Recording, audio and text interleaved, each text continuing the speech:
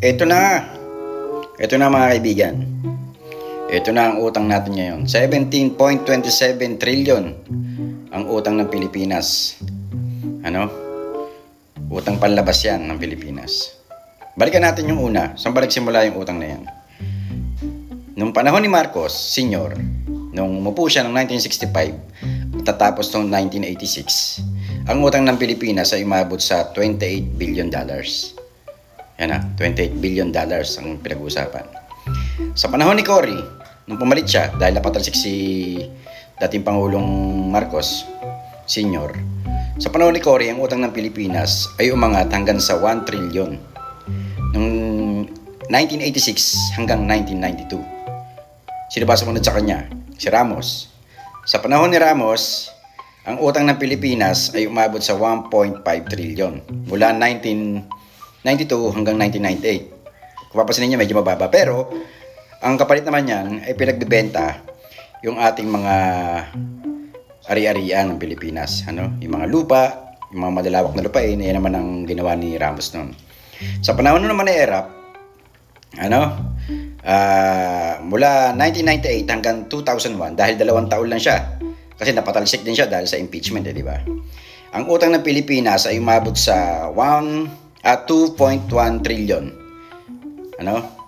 Sa 2 taon lang yun. Saan kaya napunta yan?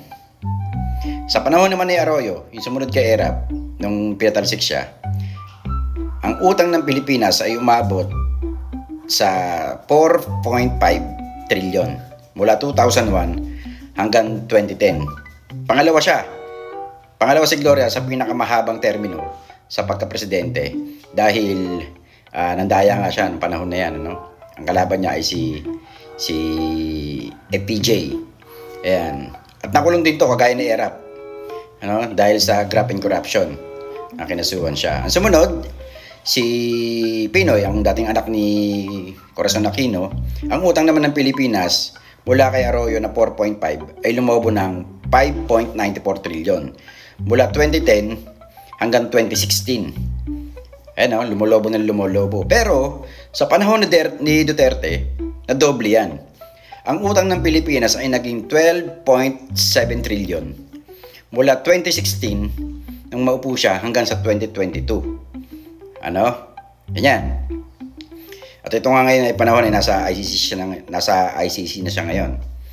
Si Marcos Jr. naman, mula 2022 hanggang 2025 pa lang. Ngayon pa lang. Ilang taon pa lang yung lumilipas, 3 taon pa lang. Ang utang ng Pilipinas ay umabot na sa 17.27 trillion. Ayan. Kaya, lumobo ng lumobo. Saan napupunta itong mga to? Saan napupunta itong mga inuutang na ito at hindi naman natin napapakinabangan. At huwag natin sabihin na wala tayong pakialam dyan dahil binabayaran natin yan. Tayo ang magbabayad yan. At mamahalin pa ng mga magiging apo natin itong utang na ito. Ang sinasabi nga dito, kahit yung kaapu-apuhan pa natin ay mamanahin ito at babayaran pa rin nila yan. At ang bawat isa niyan ay magbabayad itong 150,000 kada isang Pilipino. Okay? Baka naman napakinabangan mo yan. Hindi mo lang napansin. Pukin ang ginamukhang hindot kang hayop kang tanga-tanga kang bobo ka.